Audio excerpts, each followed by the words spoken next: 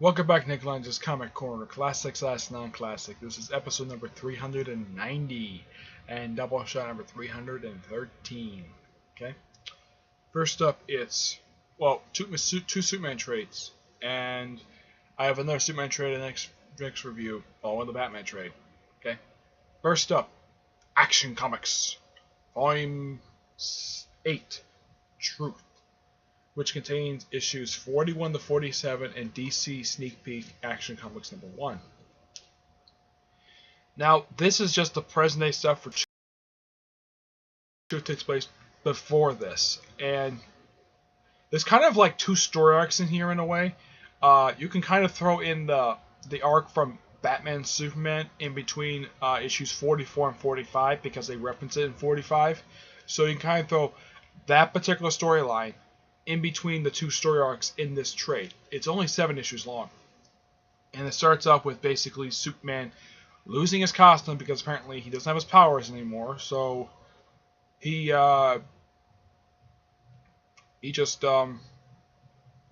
loses the costume, but he does keep a couple pieces of his cape. Yeah, he keeps a couple pieces of his cape with him. And he's forced to basically go back to the t-shirt and jeans, which is what he did during the Grant Morrison run for Action Comics. Yep. So, and the main villain of the storyline is some goo, some shadow things, and the mayor of Metropolis is in on it, which is something.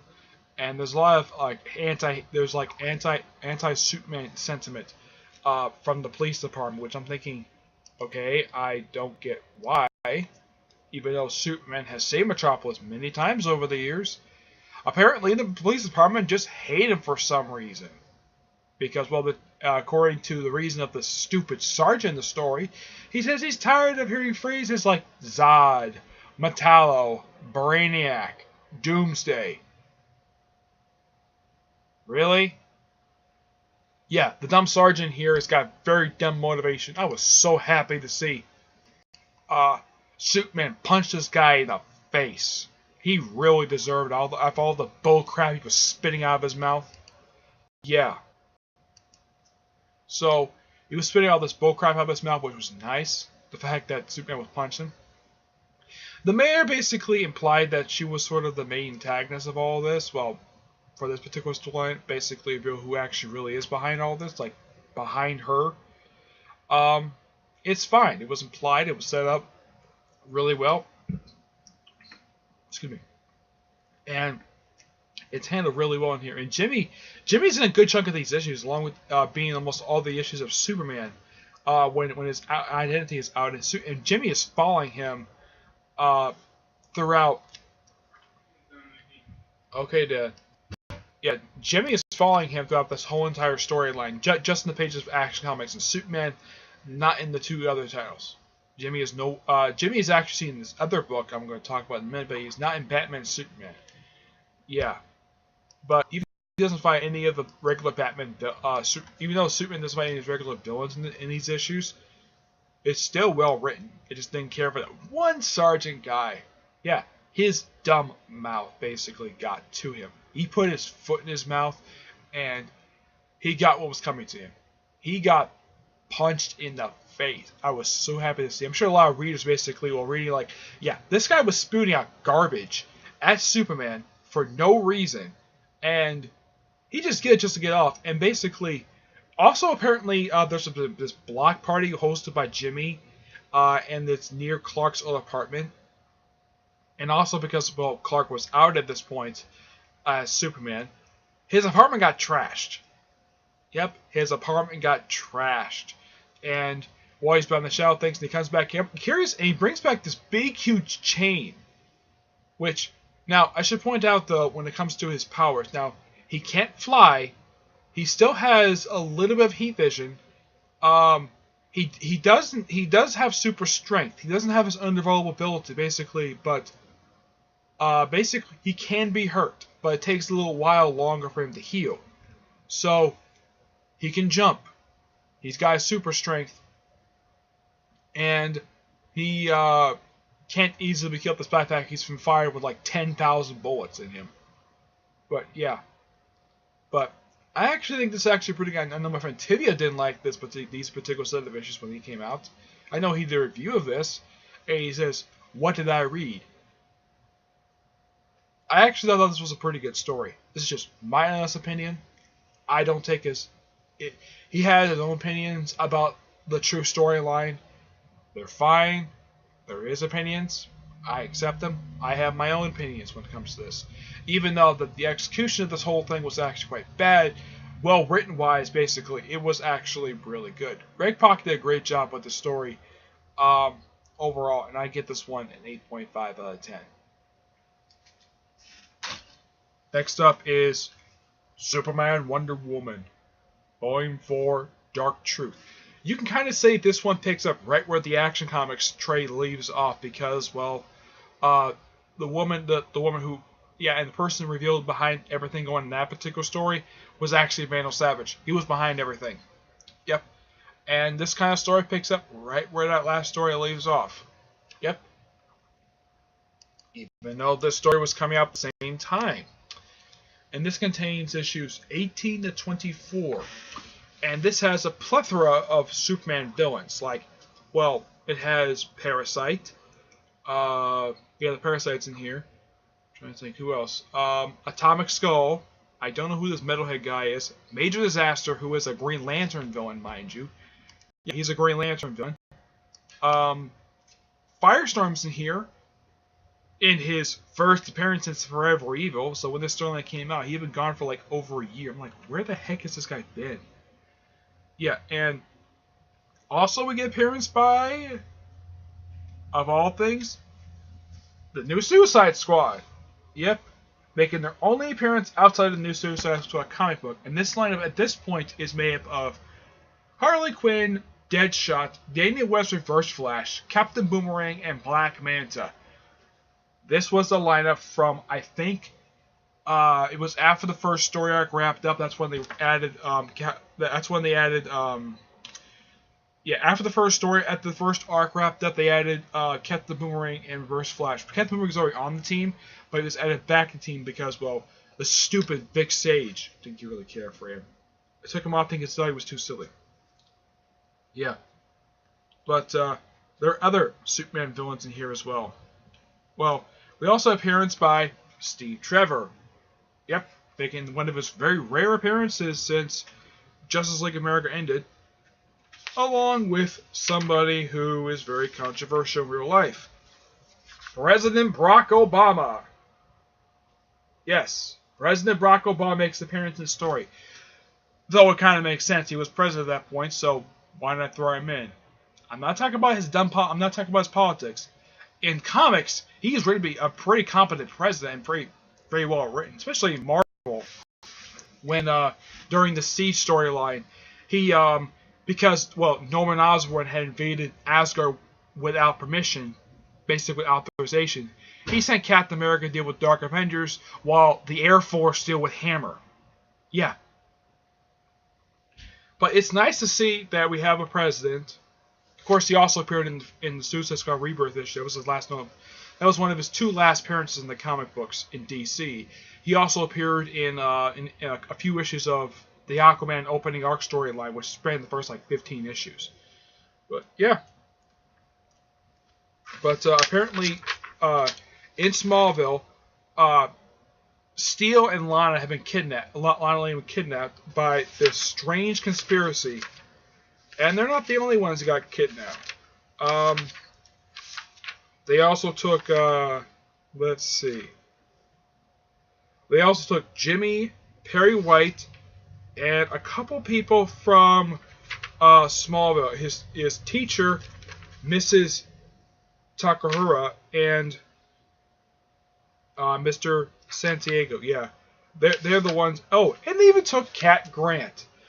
And, of course, because Peter Tomasi is writing this, he probably thought, okay, let's just throw in canon the fact that Cat Grant is attracted to Clark Kent. Fine. Whatever.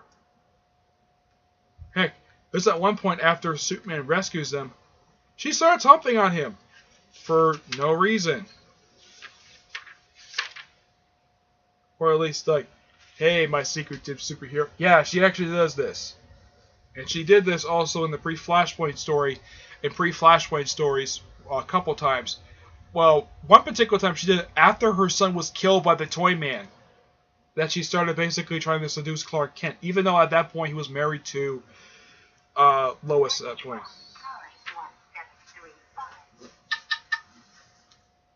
Yeah.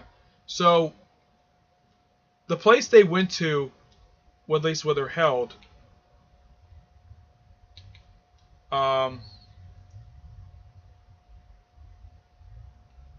you. Apparently it's a prison for some of the suit villains. And we see, I see Live Wire. I see Major Disaster. He's right there. A Green Lantern. I don't know why he can't fight Green Lantern for some reason. We have Atomic Skull, who's currently in Superwoman as an anti-hero, which is fine.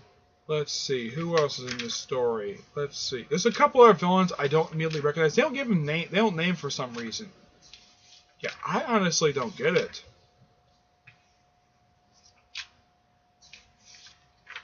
And yes, this does happen. Lana punches Lois for outing Clark as Superman. Yep. Let's see here.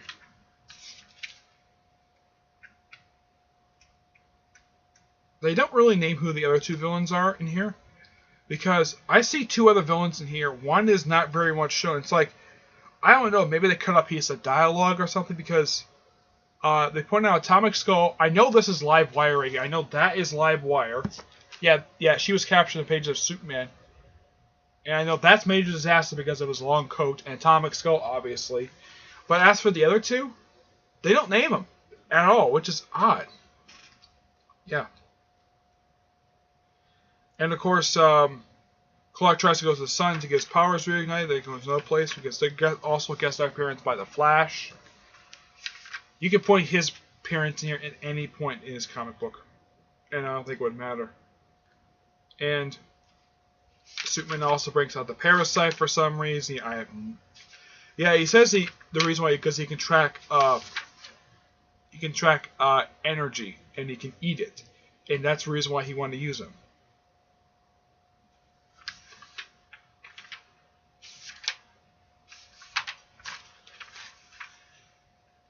And here are the other villains. I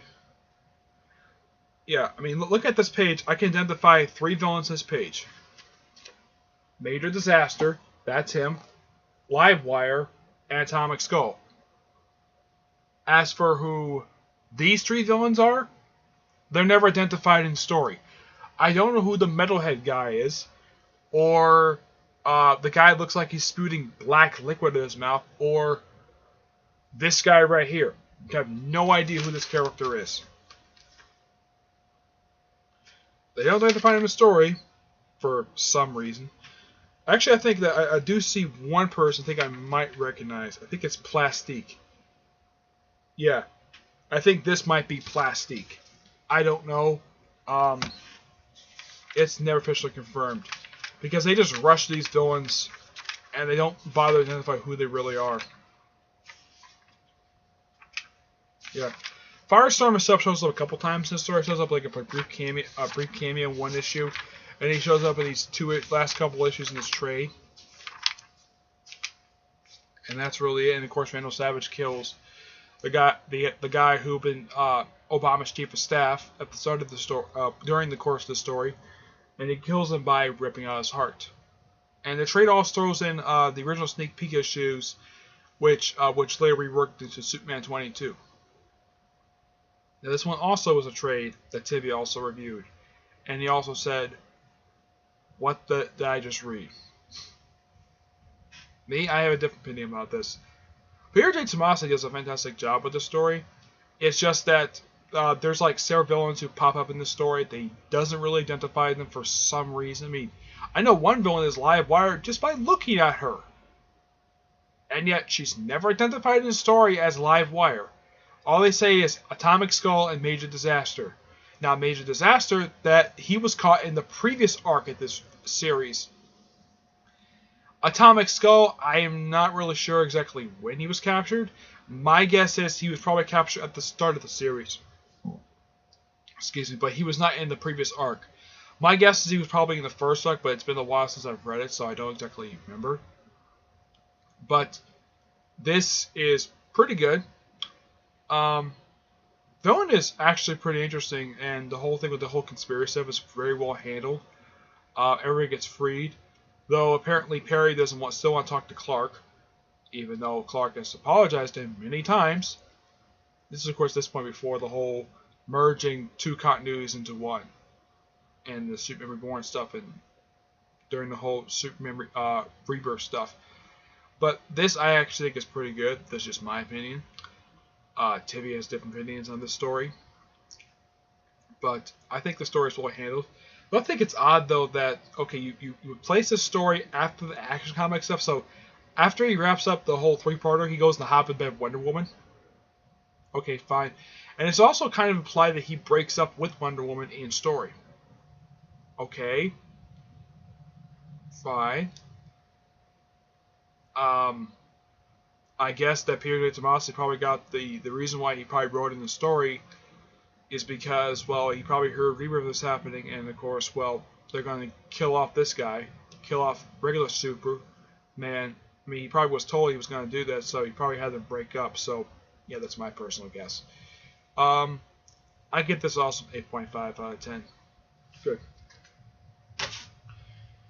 Alright, that's it for this episode. Stay tuned for the next episode, which will be episode 391 and Doubleshot number 314. Okay? Until then, I will see you there. Bye.